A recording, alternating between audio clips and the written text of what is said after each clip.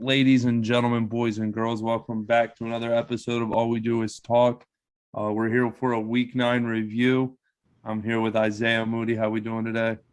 What's good? Victory week. How y'all feeling about a victory week this week? I don't get to partake this week, unfortunately. No. And Eric? I'm just bad. I'm just down. So let's move on to Thursday. Where the Indianapolis Colts beat the New York Jets 45-30. Yeah, this was the Colts got up big and just scored. They just traded touchdowns for most of the second half of the game after the Colts got up big in the first half. Mike White got hurt basically right away, and John Johnson stepped in for his yearly start on a random team, and they moved the ball well. They got to put the ball into the end zone. There were a couple of turnovers, obviously, but the Jets showed a good offense, but they had no answers for Jonathan Taylor, 170 or Hines. They gave up over 200 yards rushing, 170 plus to Jonathan Taylor. The Colts offense looked spectacular against a really, really bad Jets team, which makes the Cincinnati loss to them all the more head scratching.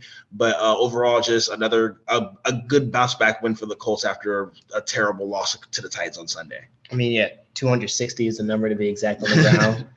The Colts just did whatever they wanted. They mauled the front seven of the Jets, and most of the game was garbage time. The Colts were up. Well, I want to say they were up at least 20 to 7 or 20 to 3. They were up comfortably. This game was never in doubt. The correct score would be they were up 35-13. Yeah, the game was never in doubt. Yeah. Jets tack on some garbage time in the fourth quarter, and not much more to say other than Colts handle business, and the Jets are the Jets. Eric? Yeah, good job for Quentin Nelson and the boys up front, dominating for a run game. Notre Dame boy, O-line U. But yeah, Carson Wentz didn't do anything to hurt his team, and they can dominate like that. So 22 for 30, 3 tubs. I didn't realize he was. They were doing. Carson Wentz is just throwing screens to Naheem Hines and Jonathan Taylor and racking up the yak yardage. I'll also bring up Michael Pittman. And Michael Pittman has had a nice breakout. Yes, he has. Yeah. So let's move on to the 1:00 slate. We'll start in New Orleans, where the Atlanta Falcons beat the Saints 27-25. This classic division rival football right here, and on a Sunday full of upsets. This is one of the many in the 1:00 window. New Orleans has a quarterback problem. Like, if it wasn't obvious before, it's definitely obvious now. They tried to ease in Taysom Hill off the concussion. I will say Trevor Siemian, 25 for 41. 250, 2 tubs. He led the comeback. I mean, he did some work, but it's just going to be limited. It's not going to be enough for you to win. It's not going to be enough to put you over the top unless the rest of your team is playing spectacular. They don't have anything at receiver. They might have one of the worst receiving. That's another problem. And that's another problem. So. Absolutely. Atlanta did. Matt Ryan continues to excel even without Calvin Ridley. It allows good scheme. Good scheme. Arthur Smith's doing a great job in Atlanta. Cordell Patterson. They're the first team to figure out Cordell Patterson. It's unbelievable. No, New England did it. It's New England not to this level, because they don't have to. He's the focal point of their offense right now, and he's brought them some juice in the absence of Calvin Ridley, in the absence of Julio Jones. When Kyle Pitts is struggling, he's really their main offensive guy, and he's the guy Matt Ryan trusts, especially on the big downs, to make plays for them. And it just allows Atlanta to get another win, another really good road division win. Yeah, of course, Atlanta tried to choke it away. They were up 3 possessions, or up 18. Yeah, and the Saints did take the lead. Luckily, there was enough time to go down the field, get a field goal. But I will say the Saints defense can't. The Saints are predicated on their defense, so their defense can't play bad and get shredded by Matt Ryan to Cordell Patterson if they think they're going to go to the playoffs. But not much other than shocking game. One of the first of many shocking games. Atlanta usually struggles in that dome, so I was surprised to see them go down. Atlanta usually plays them tough, though. This is the first example especially after Tom Brady just struggled in that dome, for Matt Ryan to go in there and But as the theme is going to be let down, and the New Orleans suffered their letdown, and there's going to be quite a few more letdowns as we talk about the 1:00 slate. Eric, what you think about this? I also just don't think New Orleans is that good. Yeah. I mean, I was kind of happy to see Atlanta win, as I've picked them, but I think that was good to help my divisions just beat each other up a little bit more. Eric, you really concern yourself about winning the division? Everybody in the NFC, everybody in the NFC still has a chance. If you have 3 to 4 wins, you have a chance. Even Detroit isn't technically eliminated yet. They're in the hunt in all the graphics. Anyway, go ahead, Eric. Go on. All right, I'm not that level, but okay. But no, Matt Ryan continues to show like he's an average to an above average quarterback, and yeah, tough divisional game. Definitely better than Kirk Cousins. They're probably about the same.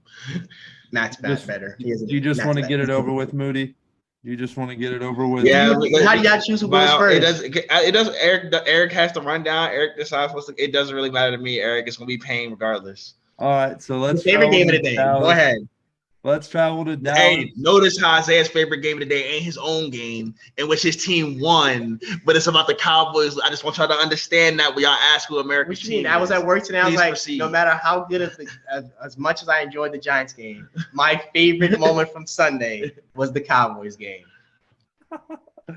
Where Teddy B and the Broncos went and beat them 30-16. The boys. Yeah, and the game wasn't even close to being that close. They whooped our ass for 60 full minutes, at 45 to 48 full minutes, and it was never close. Dak Prescott coming off the calf injury looked very, very rusty. I thought the coaching staff made a terrible mistake by moving Terrence Steele to left tackle and putting him on an island, and he got smoked by a 7th-round pick, Jonathan Cooper from the Broncos, and he gave up 10-plus pressures, and it caused Dak Prescott coming off that injury to have to scramble and run for his life way more than you would be comfortable with him doing first game off an injury, and Dak didn't look good because of it. Yeah, he was playing in garbage time. They slowed. That's a Mike McCarthy decision, but it allowed him to find some garbage time rhythm late that'll hopefully carry over the next week. They didn't run the ball that great, although I thought Zeke ran well, but overall the run game didn't really do anything, and they fell behind, and they weren't able to stick with it. Defensively, I thought they were okay. They gave up some bad run. They gave us some gashes in the run game, but for the most plays they were fine. But the offense did so little, especially with the not being able to convert on 4th downs, that it put the defense in positions that it just couldn't hold up the entire time. But over the course of the game, the Broncos just kept pouring it on.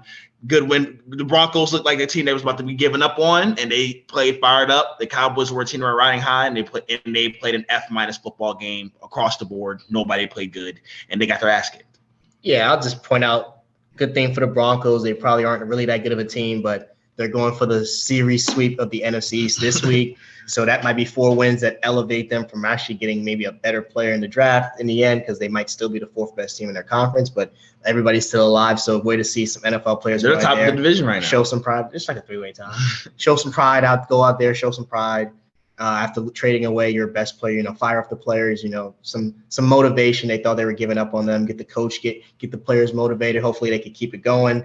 Offensively, they didn't look amazing, but Trayvon Diggs did get caught one time by the play of the day. Teddy Bridgewater went over the top. I thought the Dallas defense gave up the edge a little bit too much, which went and tackled really poorly. So I think just throw the game out. It's just a bad game. It was fun to watch, like the Aaron Rodgers Week 1 against New Orleans, but it's a bad game. And after the block punt that gets muffed because it advances down the field, the game was over. The game was over, and it looked that way. Shout out to Denver for just putting it on them, though, because Denver looked like they were going to keep leaving the door open, but they didn't. Teddy Bridgewater showing some real stuff. This is impressive win for Denver that makes you think they might be good. I still think they're not good, but they're beating every team in the NFC East. Yeah, so this is a game I really needed for the pick'em. I was the only one who took Denver. But you just took them to cover. Oh yeah, you just took them to cover. It was a great call. But it was never in doubt. It was never in doubt. So yeah, great game for Teddy B. When Teddy B doesn't turn the ball over, he can run a sustaining offense. So I would prefer him than Sam Darnold right now. So I'll also say that I put a lot of pressure on. I've given a lot of criticism to Jerry Judy. He looked really good on Sunday. Judy looked very good on Sunday. He looked really good on Sunday. And Pat Surtain. And I'll also say I keep an eye out for the injuries to both Cowboys receivers, because they were surprisingly ineffective last week, and I think those injuries might have. I think drops also had a bad problem to do with it, and that not being accurate. But yeah, but luckily the third head of the monster is on his way back this week. All right. So let's go move on to the upset of the weekend. Moody's Jacksonville Jaguars beat the Buffalo Bills 9-6. All I had to do was stop believing in them for them to finally step up. All I had to do was put some faith in them. All I asked them to do was be competitive against Geno Smith. They got beat by 30. And then so I was like, they got no chance to compete with Buffalo, and they go get a victory. Don't you just love the NFL? It's the NFL in a nutshell. Yet another letdown in the continued string of letdowns for division leaders. Jacksonville's defense was outstanding. The best Josh Allen on the field was in a Jacksonville uniform. Those are just one of the rare days. Vegas really had y'all hooked. That's all I see right here is that the house always wins. Vegas knew what they were doing. Jacksonville's defense. Those teaser lines were inflated. People were like 28 Eagles. Jacksonville's defense was outstanding. They shut down Josh Allen's offense the entire day for 4 full quarters. They never threatened to get into the end zone, really. And when they got it close, they shut them out, kicked a couple field goals to win the game. Great win for Jacksonville. What we found out is that the best thing about football is it's still a physical game. So if a pass rusher who might have heard how amazing someone with his exact same name all week long is, he went out there and had the game of his life. And if a pass rusher goes out and have the game of his life, you ask Cam Newton about Super Bowl 50, ask Tom Brady about Super Bowl 42. It's tough. You lose. You can't stop that guy. And both offenses were terrible, mainly because Jacksonville's defense rose to the occasion. Buffalo's defense is great, so that still looks good. For Buffalo, I would say throw it away because it's a bad performance. But this is back-to-back weeks or a few weeks where their offense hasn't been so amazing, so they should look into that. I thought they should have signed Deshaun Jackson to make sure they have an abundance of weapons, to make for the fact they don't have super high quality after Stefan Diggs, who is being bracketed away this year. And their offensive line is not super strong. It's good, not super strong. So I thought they should have did more at the deadline to increase their chances. But their window's open, so I guess conservatism, if that's even a word, is what they went with. And they have a defensive coach, so I'm not surprised they didn't go all in, but I thought this would have been the time to go all in, and they could have missed an opportunity. And that's how you be a team that almost wins the Super Bowl instead of being a team that actually wins the Super Bowl. Yeah, I mean, congratulations to the Jags, but I wish Trevor Lawrence played a little bit better. I wish this was. He did the best he could. One, he got hurt in this game. They thought he was done for when they were trying to scrape him up off the ground. But that receiving unit is awful. Yeah, but either way, I mean, I won't disrespect Chanel and Marvin Jones, but they're using Jamal Agnew, and he was a former defensive back in college. He's their number one receiver this week, so yeah. Do with that which you will.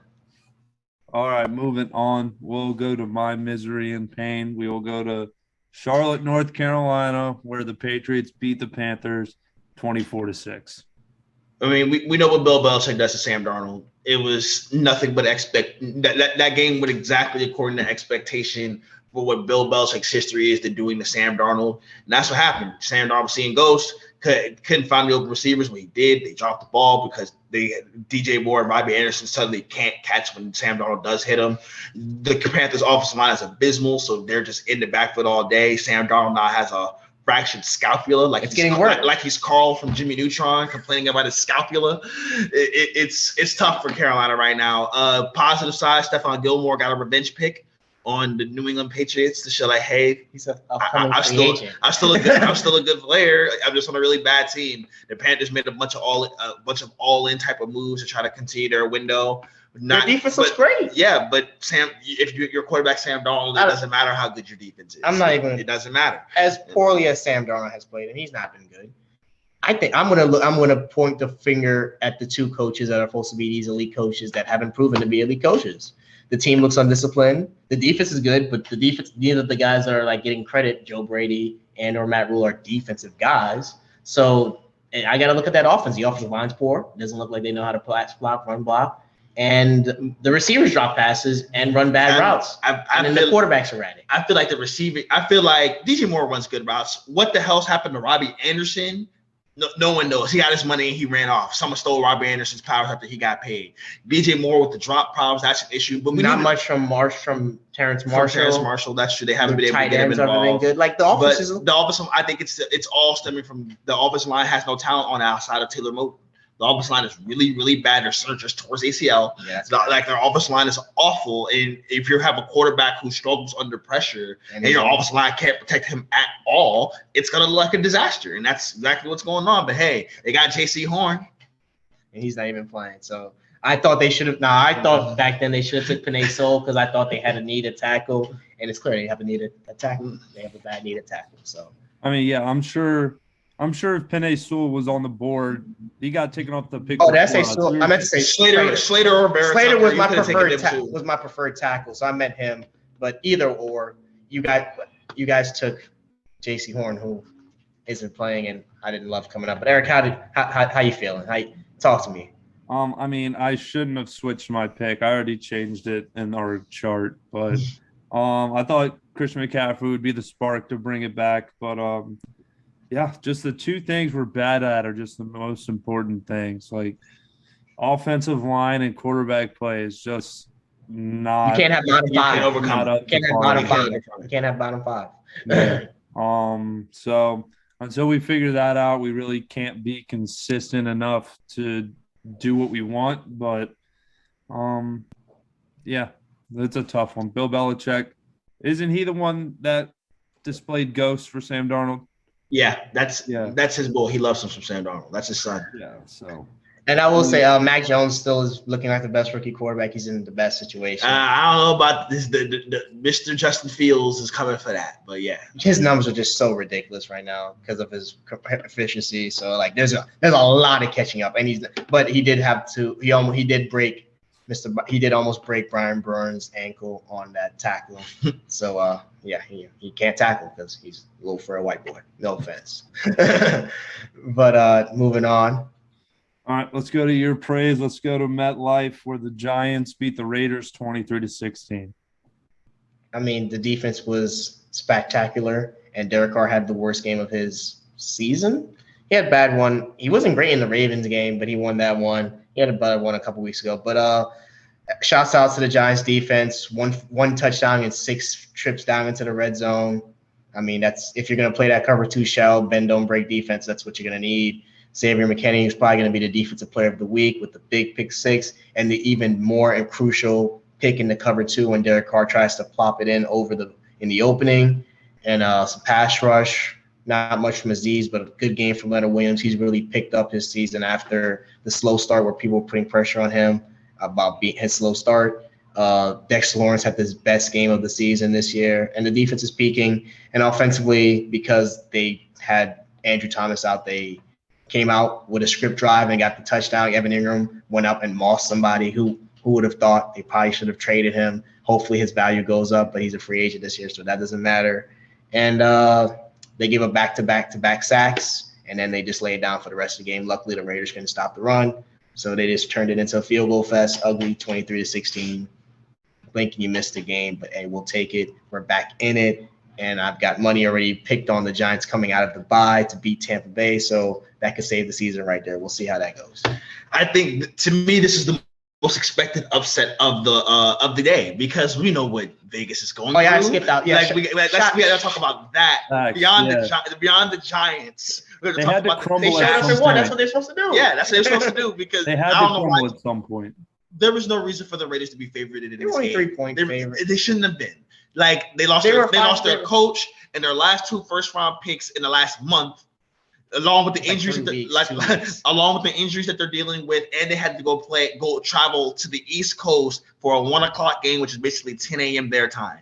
They had no shot. That's why I took the Giants. That's why this whole panel took the Giants because you could all see that coming from a mile away. Vegas has to trick you. Vegas has smoke and mirrors. They have to show you the upset so you can be like, all right, this is the upset. But it's like, nah, unless it comes with all of it. It was really clear to see coming.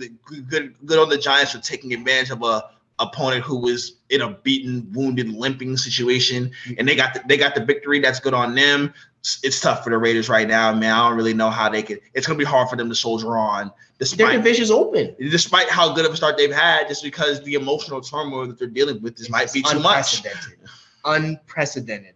Yeah, I didn't want to talk about the Raiders, but yeah, Derek Carr is gonna have to hold them together, and he's not that type of quarterback. He's a good quarterback. He's a guy that people like and respect, but his talent is sealed. And now that they've lost a big weapon that like was a big part of their offense. Now they're going to Hunter Renfrow when they're not going to Darren Waller. Yeah. So tough. Yeah. Yeah. I mean, you could just see it was going to be time for the Raiders to crumble. They've had so much. I always had this win penciled in. I always had this win penciled in. Like they just lost so much just off the field this season that it just had to crumble at some point and then break. So I thought this was a pretty easy Giants game. So let's move on to Cincinnati, the Battle of Ohio, where the Browns beat the Bengals 41-16. Now this is pretty shocking. It was only the Bengals were 2-point favorites. Like these teams were pretty evenly matched in terms of talent, but there was no reason for the Bengals to go get spanked like this. I mean, I know they coming off the Jets loss. You see how teams respond. Tennessee lost to the Jets. They've ripped off 5 in a row against a bunch of projected or previous playoff teams.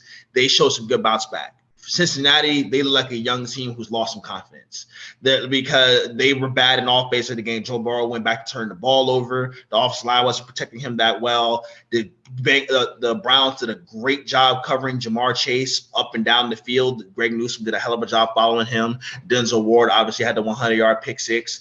And when you make plays like that in the game, that's how you're going to win. Nick Chubb obviously had a fantastic day running the ball. Everything worked well for the Browns in this game on both sides of the ball. Obviously, the Odell Beckham Jr. bump was everything that we thought it could be, and that's how they got the job done.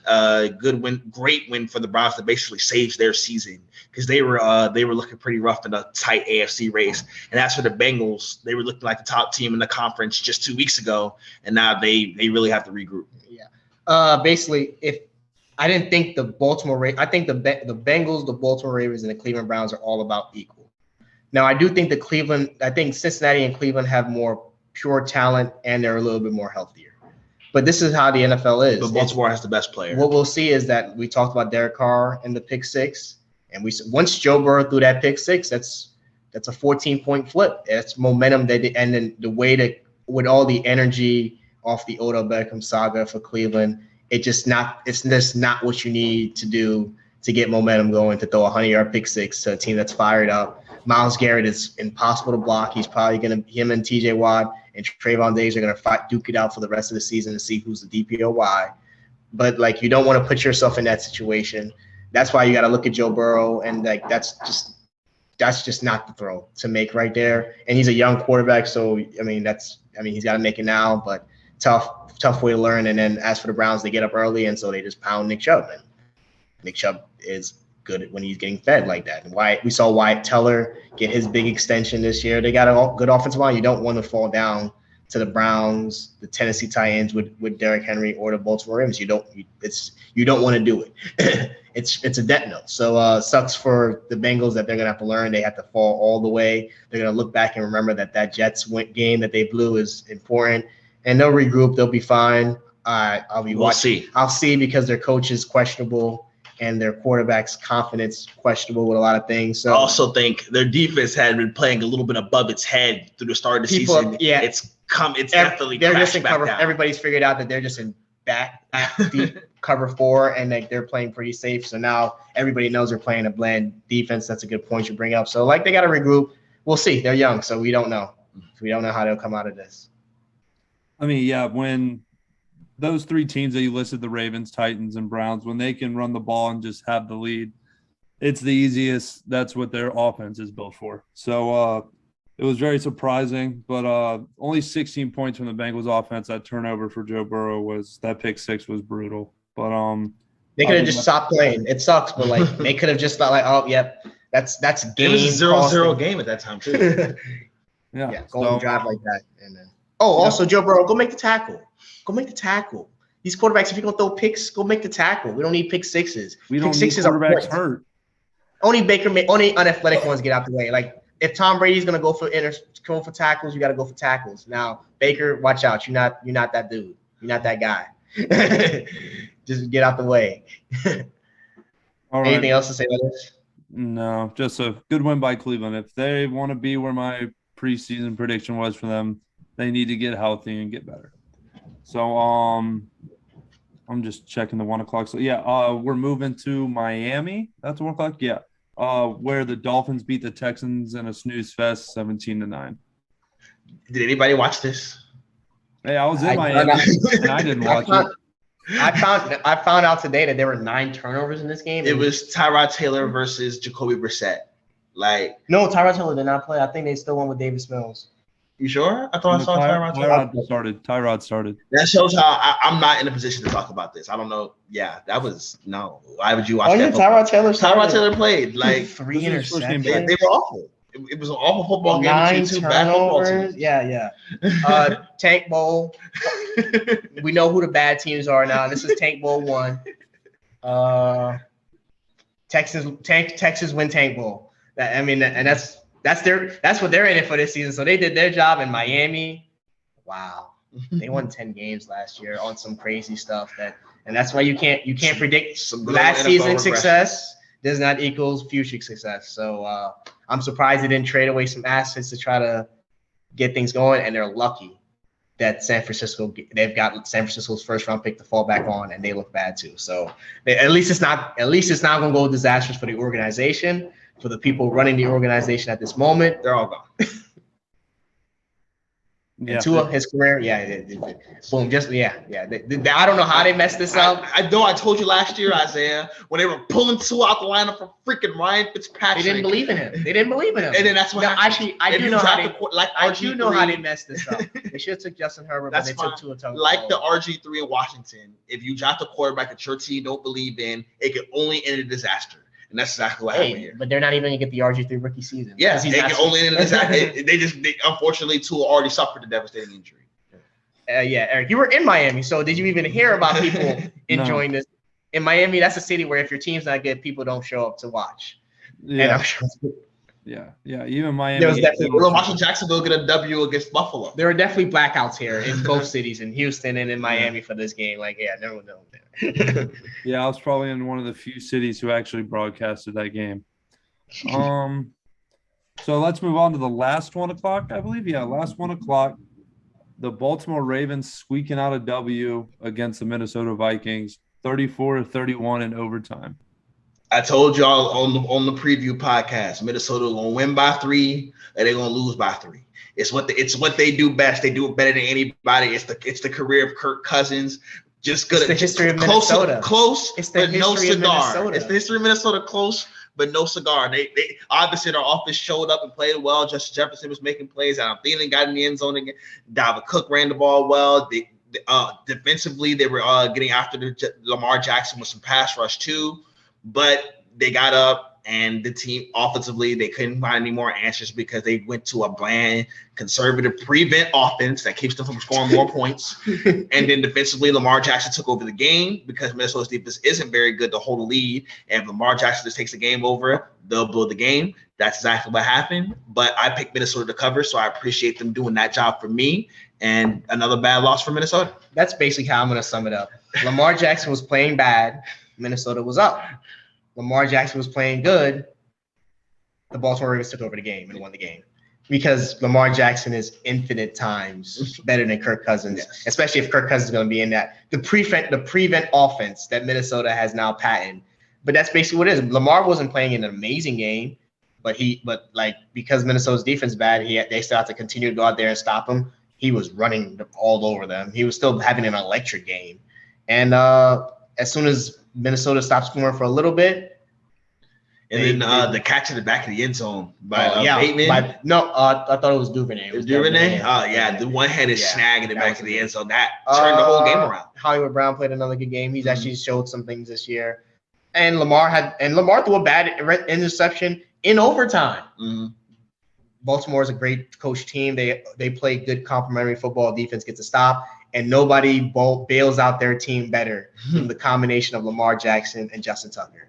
Nobody bails out a team better. And that's why at the end of the games, you see John Harbaugh going to find them to hug up both of them like, good job. The heroics of Justin Tucker is just unbelievable. The Ravens find ways to win.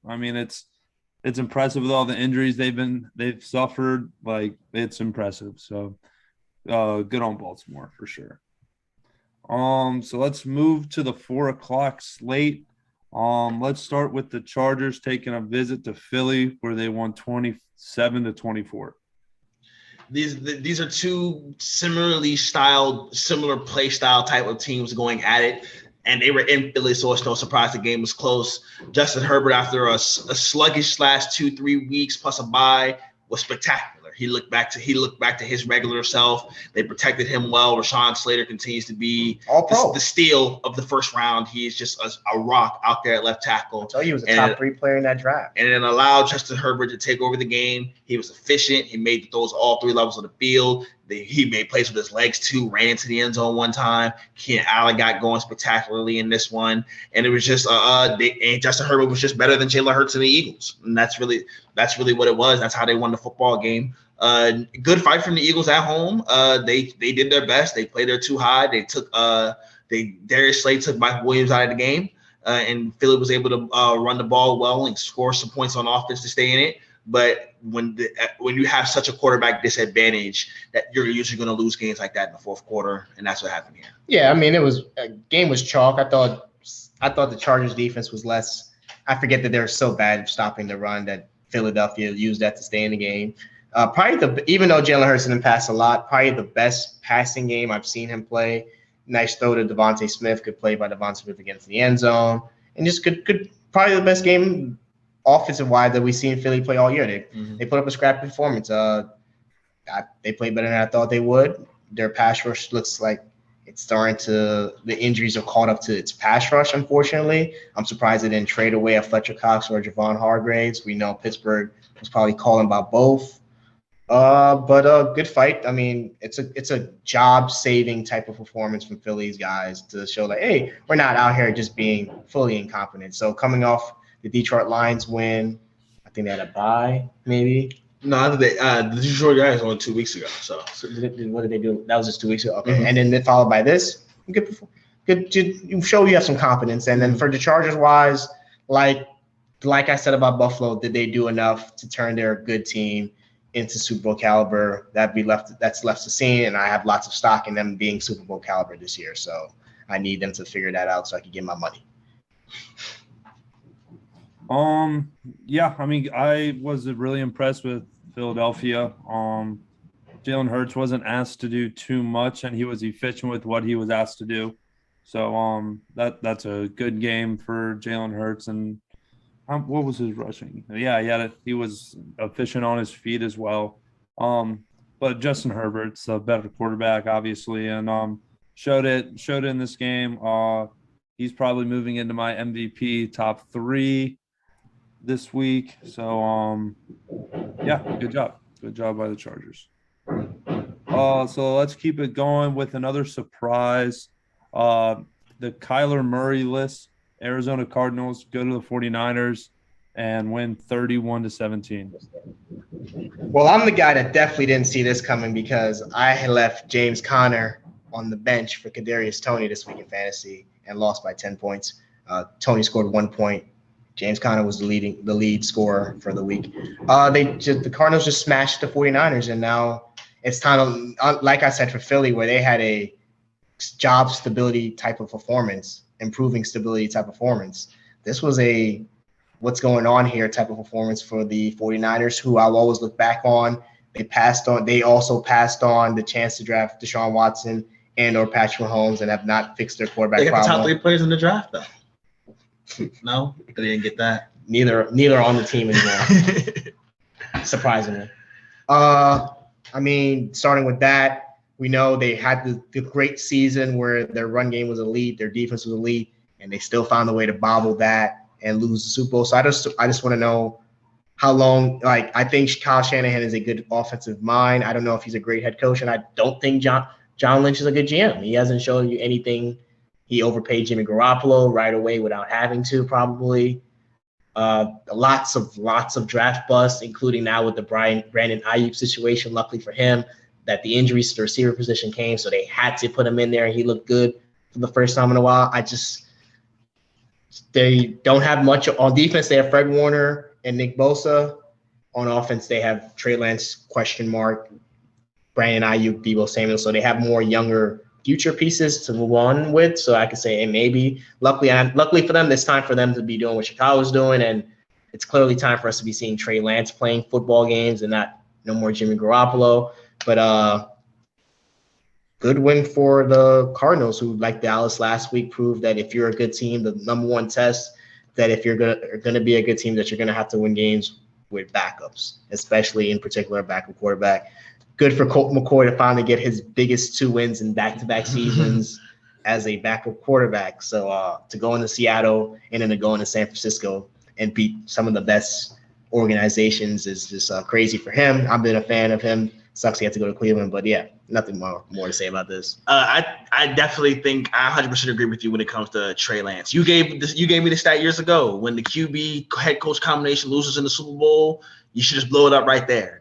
It's never going to work out at that point, and that's what I feel like it's happened here. They've reached their peak. The Jimmy Garoppolo era has peaked in San Francisco, and that's what it looks like now. It just looks like a team that's just fighting to recapture something that's not coming. Where back. the Atlanta Falcons are right now. Yeah, they're fighting to capture something that's not coming back. Jimmy, who looked good the last couple of weeks, crashed back to looking back at regular old Jimmy Garoppolo here. George Kittle back from injury finally looked like George Kittle. That's a bad fumble for them, but a positive sign for them young and lesser. I forgot about him too. Yeah, he's another. They could finally get Debo, Ayuk, and Kittle all back at the same time. And their O-line's but as much as I say, and people say running backs don't matter, especially in the Shanahan scheme, I think the loss of Raheem Mostert has been really, really rough on their run. They don't He's run the barely ball. ever played for them. But when they've had him and the whole combination of guys, they've been able to run the ball successfully. Like 3 times.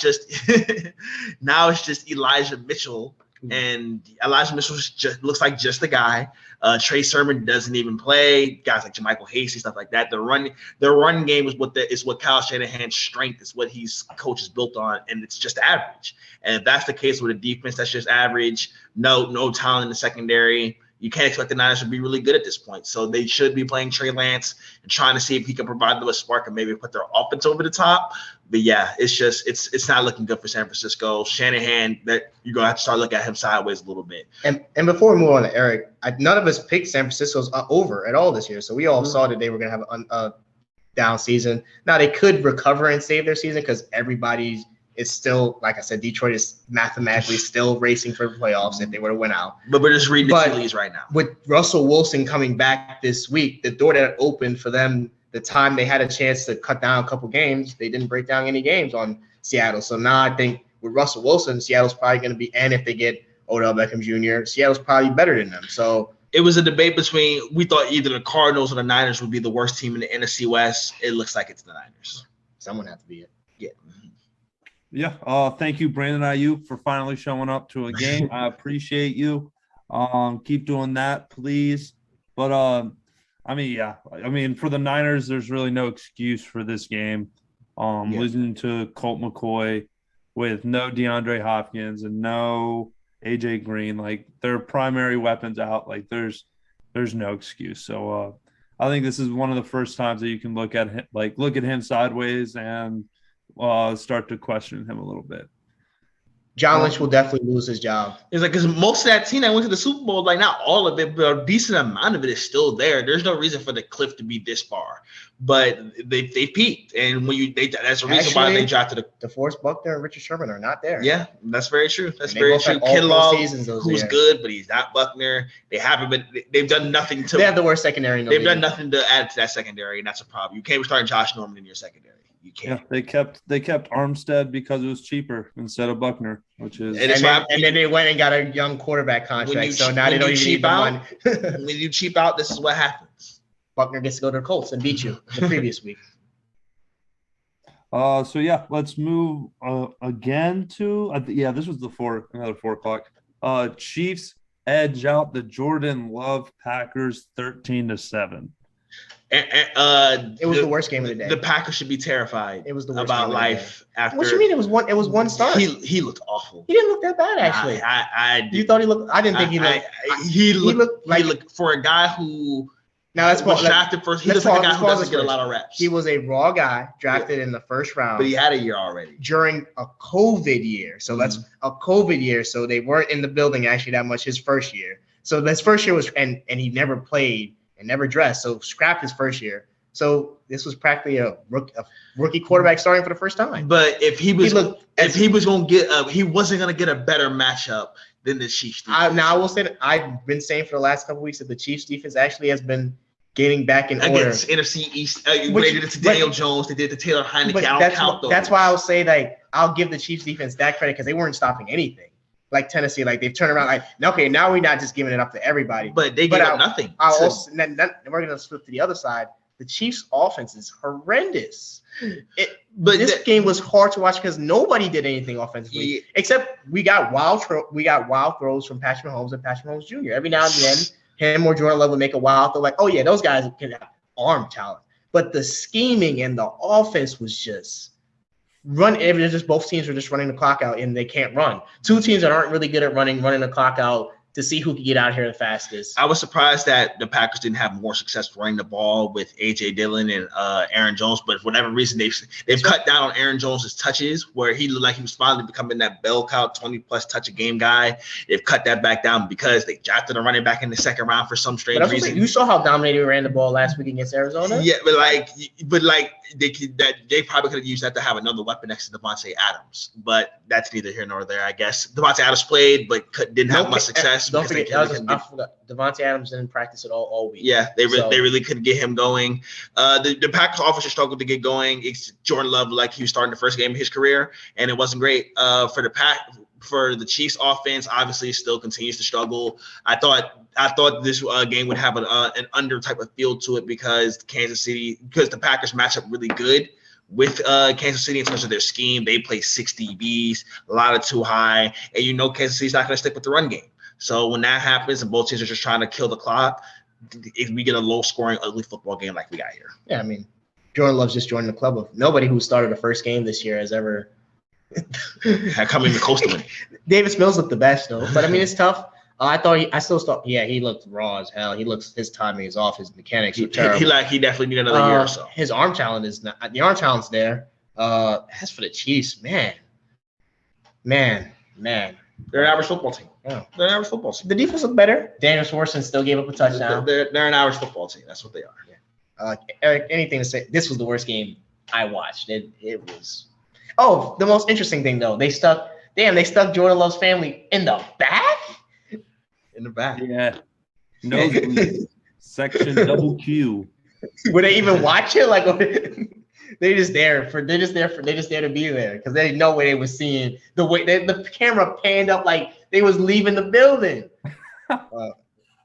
They were further back than the Jorge Soler home run in the closeout game for the Atlanta Braves. They was just back there, chilling. They look happy.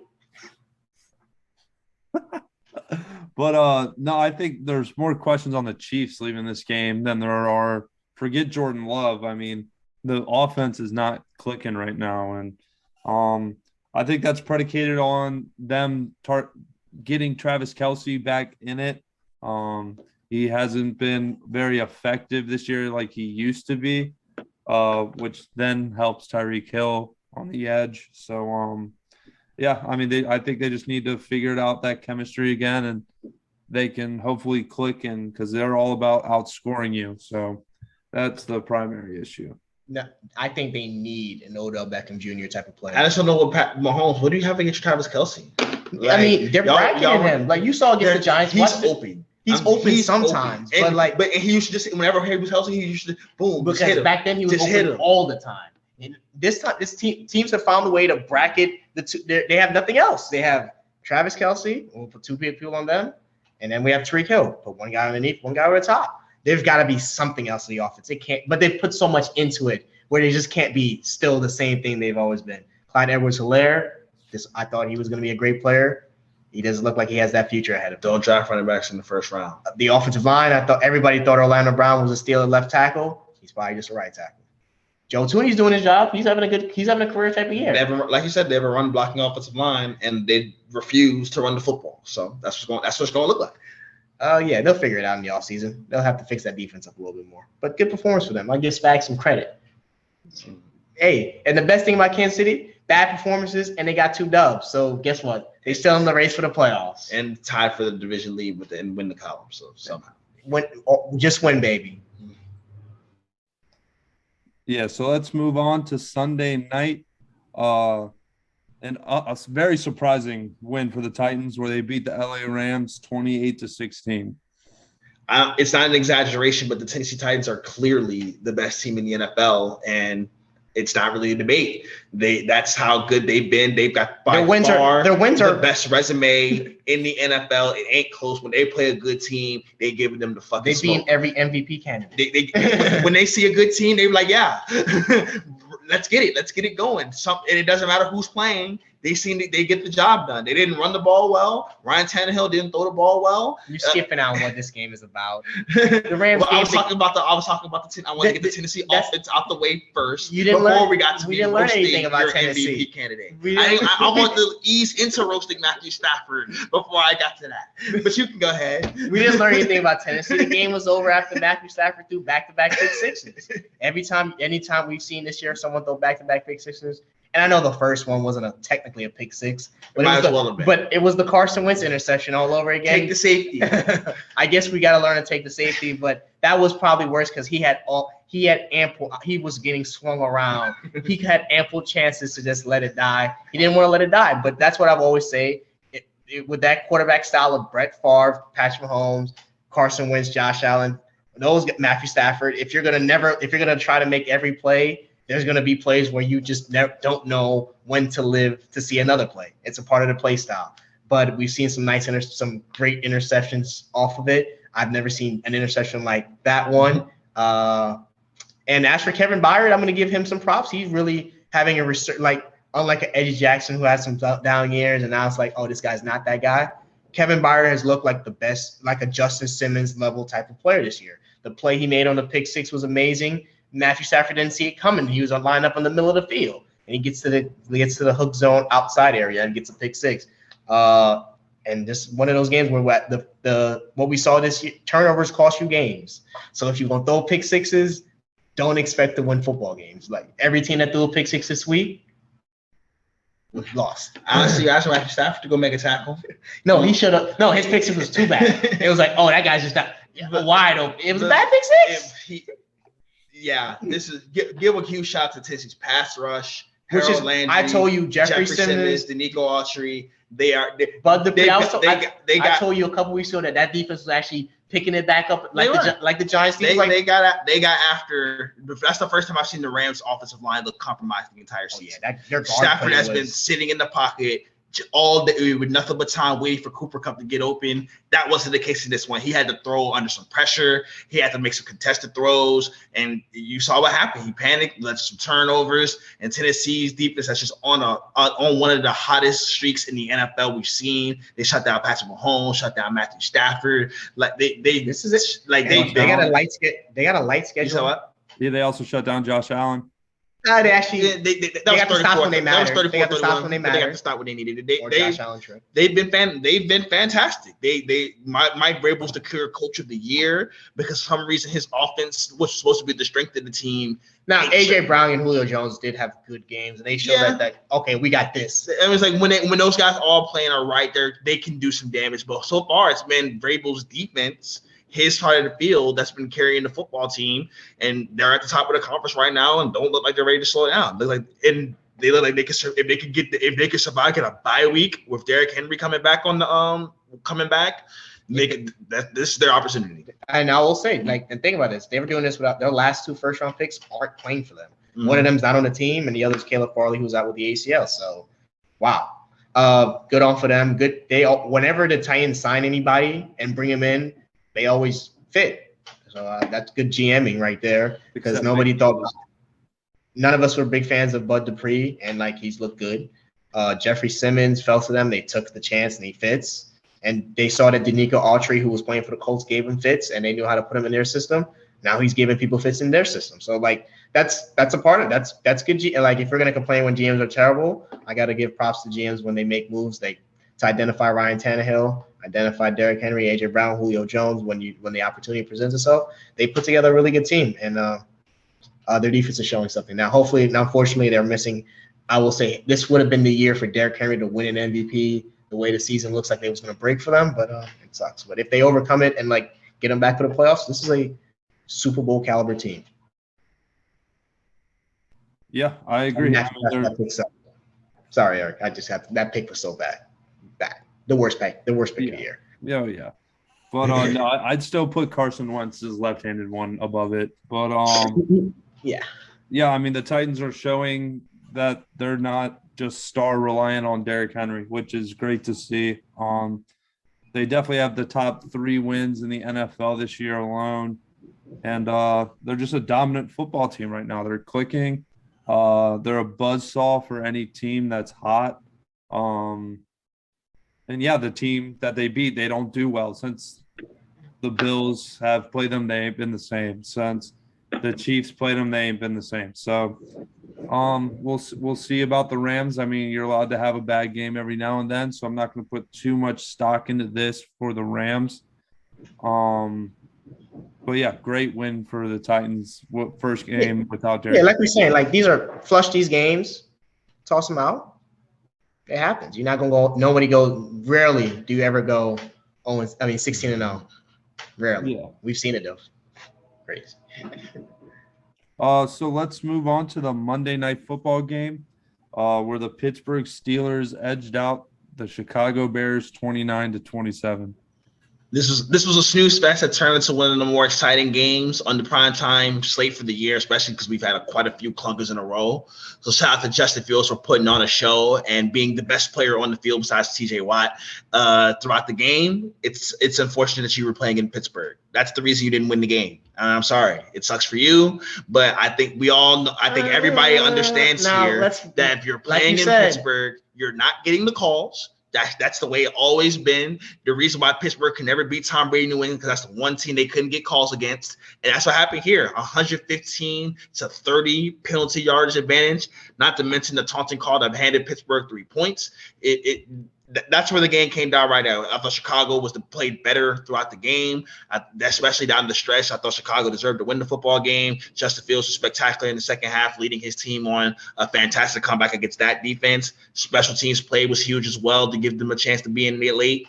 But unfortunately, the calls didn't go their way, and that was the difference. While your tinfoil hat theory about the penalties in Pittsburgh might be honest. Do I need to show you the chart? We know the chart. We'll put it on the page.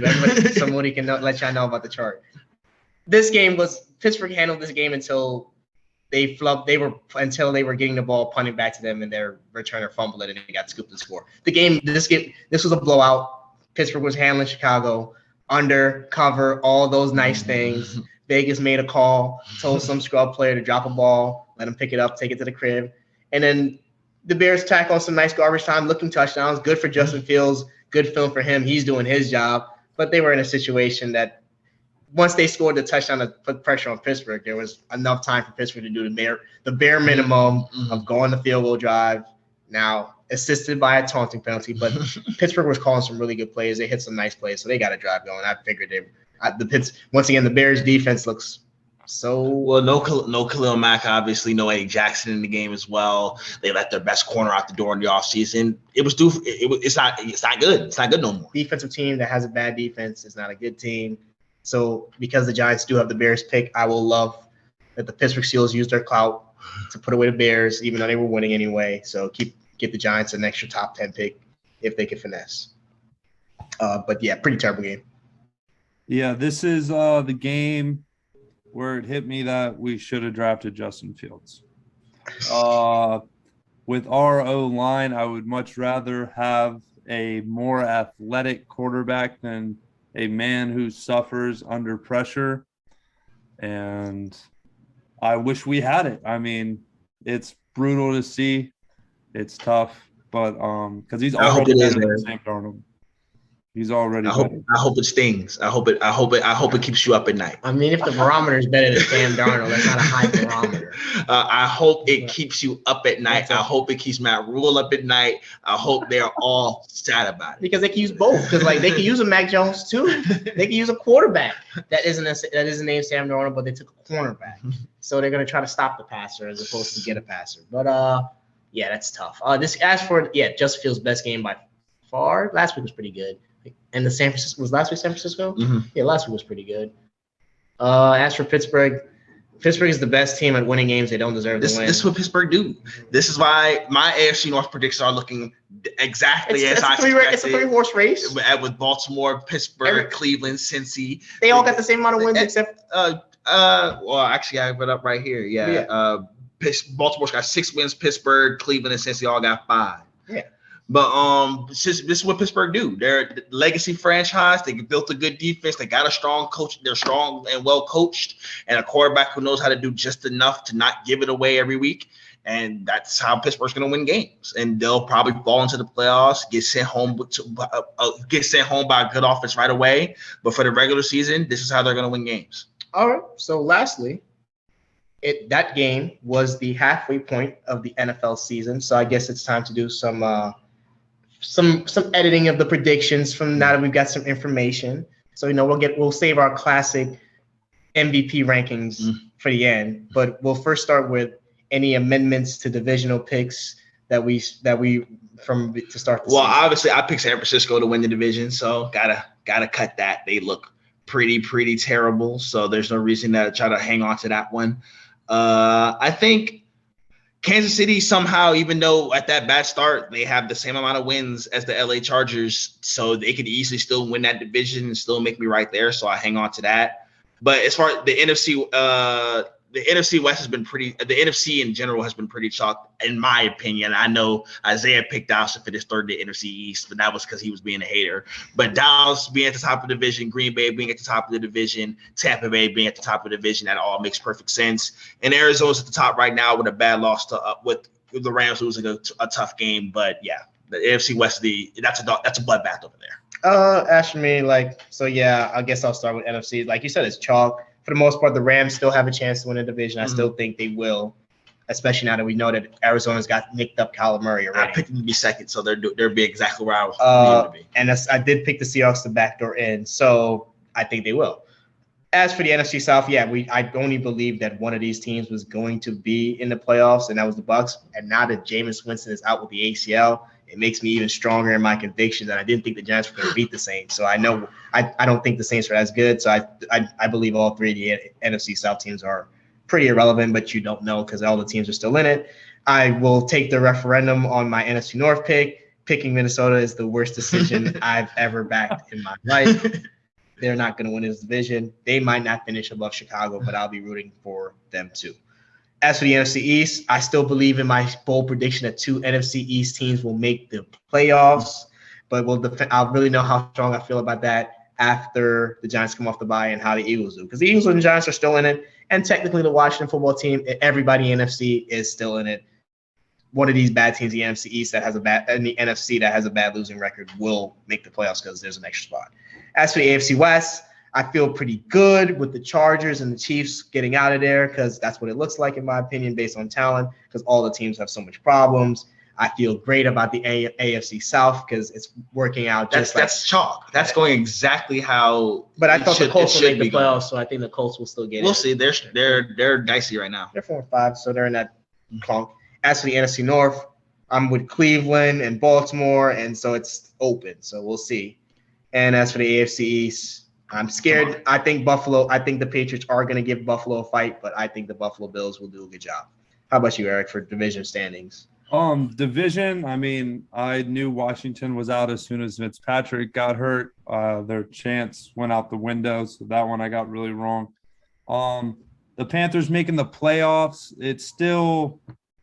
they're the 8th seed right now, but I needed their front end of their schedule was the easiest part. It only gets harder from here. So I hope they fall back a little bit and we get into more draft position. Let me see these divisions. I mean, the Browns, I'm still going to hold on to the Browns as divisions, the AFC North. I mean, that race is going to be close the whole way.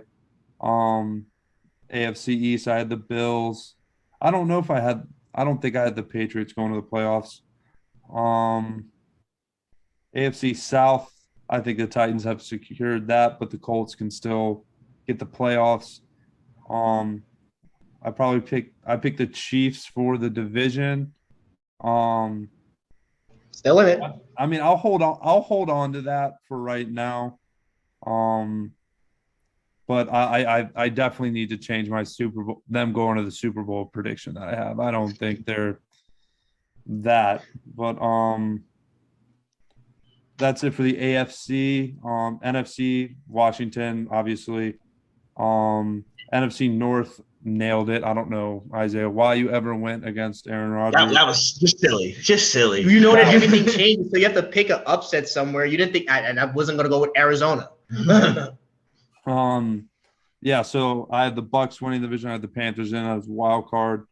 Tom Brady. Everybody's still alive for the division. Panthers ain't alive for no division. The Saints are technically already a game behind, and they got to win. So, and the Falcons beat the Saints, and y'all beat the Falcons. So, like, no, everybody's still in the race for the division. So, in it. It's all relative. You just got to be in it to win it. Yeah, in the NFC. And in the NFC West. Yeah, in the NFC West, I mean, that's the surprise. I'm pretty sure I had the Rams with the Seahawks making the playoffs, I believe. So, yeah, good for the Cardinals on that upset of the conference. All right, so like Eric had led on to Super Bowl predictions, I'm going to have to keep riding it out until I'm proven wrong.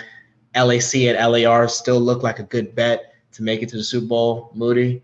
Obviously, the Chiefs can still get into the playoffs, and if the Chiefs can make the playoffs, Patrick, they could just figure it out at any moment. So I'll stick with the Chiefs Bucks rematch because I still think the Bucks are the best team in the NFC. And if you have to go beat Tom Brady, I don't trust anybody in the NFC to go do that. So I'll stick with the Bucks going. Chiefs don't feel great about it, but the AFC it's wide open. There are no juggernauts in there to just go handle another team. Whoever's got the best player can get up out of there. Yeah, I'm gonna change my Kansas City pick. I just think their defense is too atrocious, and in the playoffs you need to play defense. I'm going to go with the Buffalo Bills to go to the Super Bowl and face Tom Brady,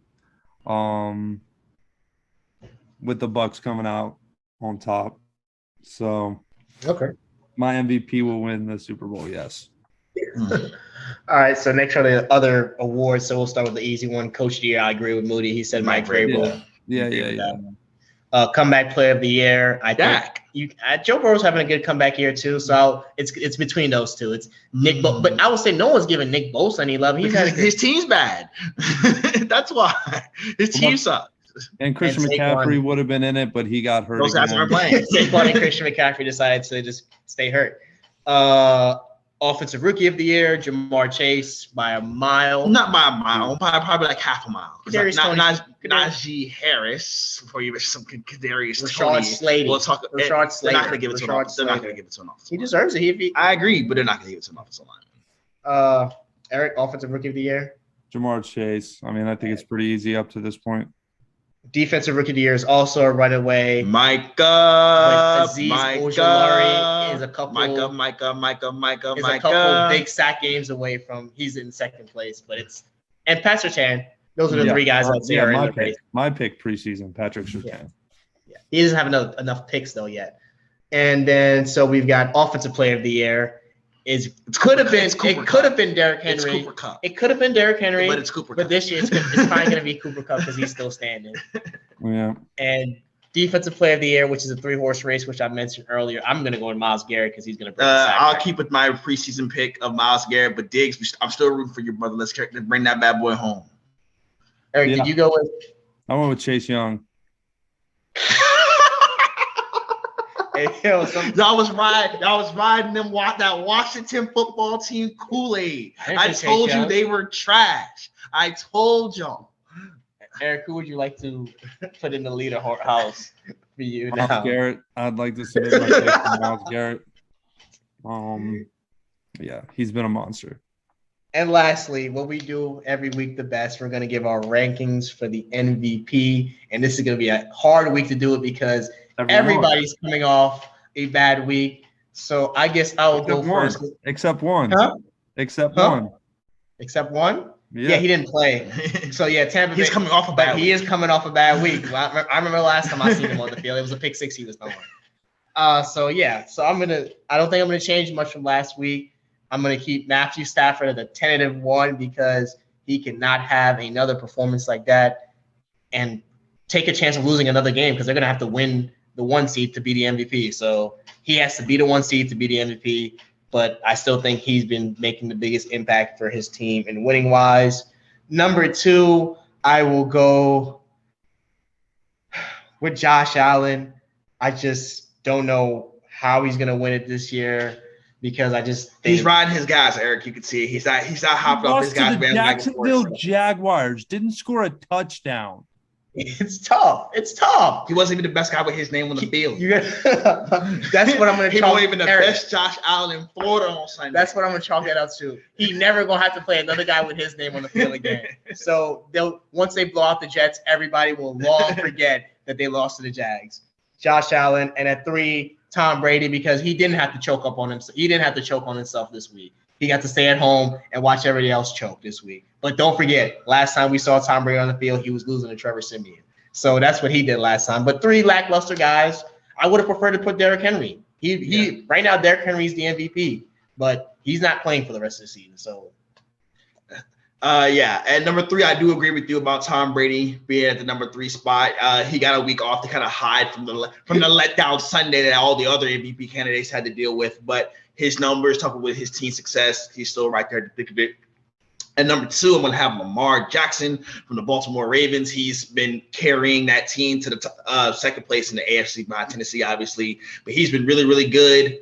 He has 3 double-digit comebacks this year, putting the team on his back with his legs and with his arm. Got to give him much credit for that. And now that the offense has gotten healthier, he's looking more and more dangerous. And at number 1, I will keep Mr. Aaron Rodgers just because his team showed his worth. He didn't play by this him week. Not like Tom Brady, but he was my number 1 last week. He cost his team a game. He single-handedly cost his team a game. Hey, but there's a lot of people who aren't vaccinated out here. I can't blame every man who ain't. None of them are MVP quarterbacks. Hey, you don't know that. You don't know all 32. You know every quarterback who's. He was the only one that was hiding. You know all the vaccination stats. Everybody knows it's been Cam, and he's vaccinated now. You can tell me each and every single one of them. Yes, because they were all acting like the preseason. I can't. None of them lied like Mr. Immunized himself. That's fine, but I think more importantly, his absence show what his worth is. They gave up the game. The Packers it was out of conference road game anyway. The game didn't matter in the term standings anyway. They will be fine. They showed that they can't really function without him. So So Aaron Rodgers at 1, Lamar Jackson at 2, and the ageless wonder Tom Brady at 3. All right. Well, I share players from both of your lists. Because we all have Tom Brady. I'm going number 3, Justin Herbert. Had another good game this week. They're a top 3 seed in the AFC. Hey, if you're going to come at me for Josh Allen, Justin Herbert has had more worse games this season than Josh Allen, but continue. Yeah. Number 2, I do have Lamar Jackson. I think his late game heroics, all the comeback wins have a good story behind it. So, who doesn't love the heroics? And at number 1, I have Mr. Tom Brady. How do you not? Nobody throws a pick six like him. They're 6-2. They're gonna be the 1 seed in the NFC. I just don't know why y'all still doubt. I know Moody don't doubt them, but I mean, how can you not? They're not even the 3 seed right now. They're not even the 2 seed right now. They're not even the 2 seed right now. Okay, they got to go. They got to go one more week. Packers got to go one more week without Aaron Rodgers, and the 1 seed are the Cardinals right now. You're telling me they can't get past those 2 teams? Because they also have to get past the Rams because they actually are behind 3 teams. No, they're luckily the for them right now. Yeah, but that's what I'm saying. They have to get past the Cardinals and the Rams because they're playing that game with them.